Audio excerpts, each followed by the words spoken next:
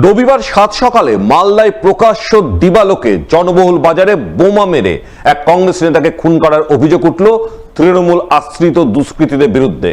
ঘটনার প্রতিবাদে নিহত নেতার দেহ রাস্তায় রেখে ঘটনায় জড়িত দুষ্কৃতীদের অবিলম্বে গ্রেপ্তারের দাবিতে দীর্ঘক্ষণ পথ অবরোধ করে বিক্ষোভ দেখালেন কংগ্রেস নেতাকর্মীরা। রবিবার এই ঘটনাকে কেন্দ্র করে ব্যাপক উত্তেজনা ছড়ালো মালদার মানিকচকের ধরমপুর বাজার এলাকায়।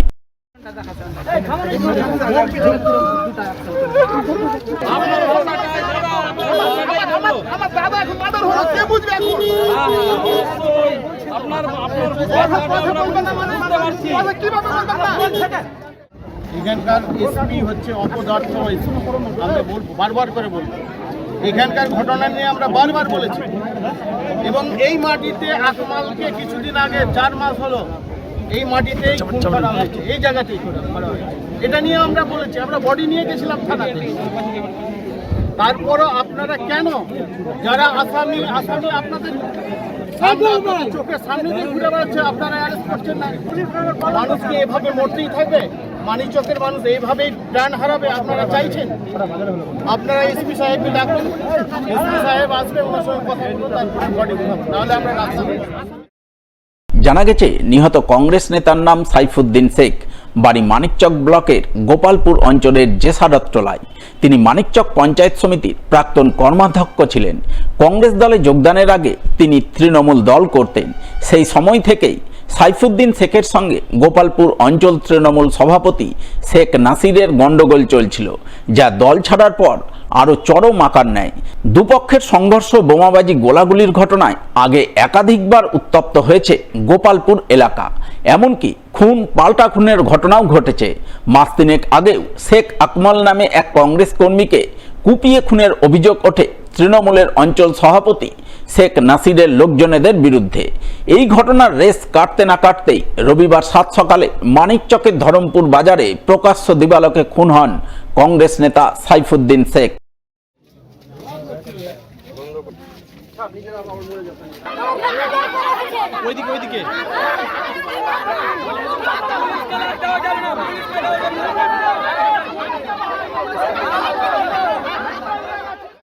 ঘটনায় নিহত কংগ্রেস নেতার ছেলে অভিযোগ করে বলেন, এদিন সকাল 9টা নাগাদ তার বাবা ধরমপুর স্ট্যান্ডের কাছে বাজার করতে গিয়েছিলেন। ওই সময় 4-5 জন দুষ্কৃতী মুখ ঢাকা অবস্থায় তার বাবাকে লক্ষ্য করে গুলি চালায় ও পরপর 2টি বোমা ছোড়ে। সেই বোমার আঘাতে তার বাবা ঘটনাস্থলে লুটিয়ে পড়ে প্রাণ হারান। তার আরও অভিযোগ, এই ঘটনায় গোপালপুর অঞ্চল তৃণমূল সভাপতি শেখ নাসিরের আশ্রিত দুষ্কৃতীরা জড়িত। তারাই তার বাবাকে প্রকাশ্য দিবালোকে জনবহুল বাজারের মধ্যে খুন করেছে।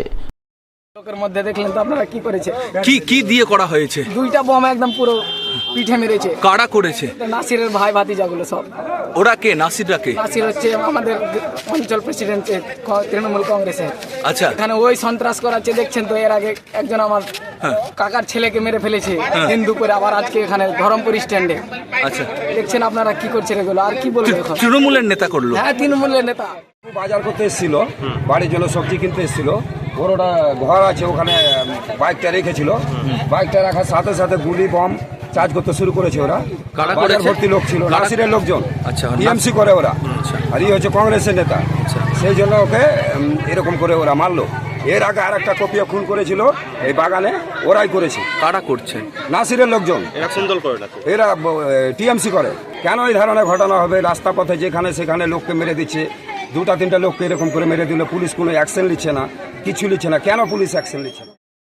রবিবার সকালে প্রকাশ্য দিবালোকে জনবহুল বাজারের মধ্যে কংগ্রেস নেতা সাইফুদ্দিন শেখকে বোমা মেরে খুনের ঘটনায় ব্যাপক আতঙ্ক ছড়ায় ধরমপুর এলাকায়।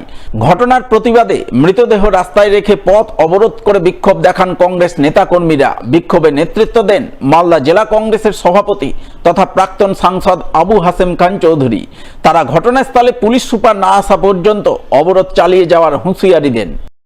এখানকার এসপি হচ্ছে অপদার্থ, আমরা বলবো, বারবার করে বলবো, এখানকার ঘটনা নিয়ে আমরা বারবার বলেছি এবং এই মাটিতে আকমালকে কিছুদিন আগে 4 মাস হলো এই মাটিতেই খুন করা হয়েছে, এই জায়গাতেই করা হয়েছে। এটা নিয়ে আমরা বলেছি, আমরা বডি নিয়ে গেছিলাম থানাতে। তারপরও আপনারা কেন যারা আসামি আপনাদের চোখের সামনে দিয়ে ঘুরে বেড়াচ্ছে, আপনারা অ্যারেস্ট করছেন না। আপনারা এসপি সাহেবকে ডাকুন, এসপি সাহেব আসবে, ওনার সঙ্গে কথা বলবো, তারপরে বডি উঠাবো, নাহলে আমরা রাস্তা আমরা পুলিশকে বলেছি এর আগেও একটা খুন হয়েছে, তারও কাকে ধরা হয়নি, এটা দ্বিতীয়। আমরা এরপরে আর সহ্য করব না, আমাদের শক্তি আছে, আমরা তো এটা অচল না। ওনাদেরকে বলা হয়েছে যে অ্যারেস্ট করতে হবে, করতে হবে, করতে হবে। অ্যারেস্ট না করলে চলবে না, যারা অন্যায় করেছে সে যেই হোক। যদিও বিক্ষোভকারী কংগ্রেস নেতাকর্মীদের বুঝিয়ে সুঝিয়ে পুলিশ বেলা 1:30 নাগাদ মৃতদেহ উদ্ধার করে ময়না তদন্তে পাঠাতে সক্ষম হয়। এদিকে এই ঘটনার পর থেকে মানিকচকের গোপালপুর অঞ্চলের জেসারত টোলায় বিশাল পুলিশ বাহিনী মোতায়েন করা হয়েছে। থমথমে রয়েছে নিহত কংগ্রেস নেতার গ্রামের পরিবেশ পরিস্থিতি। রাস্তায় সেভাবে লোকজনের দেখা নেই, এলাকায় চলছে পুলিশি টহলদারি। ভিজুয়াল।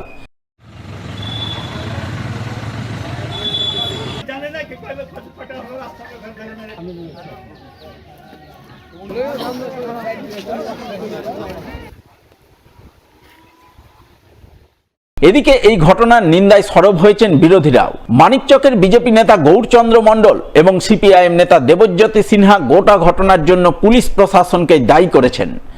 দীর্ঘ 3 বছর ধরে শেখ সাইফুদ্দিনের সঙ্গে সেখানকার তৃণমূলের অঞ্চল সভাপতি নাসিরের ঝামেলা, এবং সেই ঝামেলার জন্য আজকে কিন্তু সাইফুদ্দিনকে মৃত্যুবরণ করতে হলো।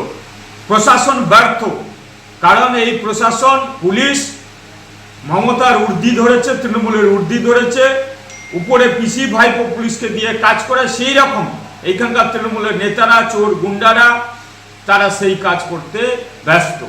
খুন, কোথাও বোমাবাজি, এই করতে ব্যস্ত। গোপালপুরের বালুটোলা এলাকায় 5টা বুথে তৃণমূলের নেতা, যিনি প্রধানের হাজবেন্ড, সেই তাদের হচ্ছে যে একটা দুষ্কৃতকারীর রাজ চলছে এবং তৃণমূল এদেরকে প্রশ্রয় দিচ্ছে। শাসক দল পুলিশের সহযোগিতা নিয়ে এই ধরনের ঘটনাগুলো ঘটাচ্ছে, দুষ্কৃতকারীরা প্রশ্রয় পাচ্ছে। তবে বিরোধীরা এই ঘটনায় একযোগে তৃণমূলকে কাঠগড়ায় তুললেও মানিকচকের তৃণমূল বিধায়ক সাবিত্রী মিত্রের বক্তব্য, এই ঘটনায় তৃণমূল দল কোনোভাবেই জড়িত নয়। জমি জমা সংক্রান্ত পুরনো বিবাদ গন্ডগোলের জেরেই এই ঘটনা ঘটেছে বলে তিনি দাবি করেন। আমি এটা প্রথম দিন থেকে আজ পর্যন্ত বলছি, এদের জমি জমার গন্ডগোল থেকে এরা আলাদা হয়ে যায়। আমি চাই পুলিশ এর প্রতি সঠিকভাবে বিচার করে, যারা অন্যায় করেছে, যারা মার্ডার করে, তাদেরকে বার করে এদের দৃষ্টান্তমূলক শাস্তি। তবে সঠিক কি ঘটনা ঘটেছে, ঘটনার পেছনে কে বা কারা জড়িত, কারা বোমা মেরে খুনের ঘটনা ঘটালো, এই সমস্ত নানান দিক খতিয়ে দেখতে মানিকচক থানার পুলিশ তদন্ত শুরু করেছে বলে জানা গেছে।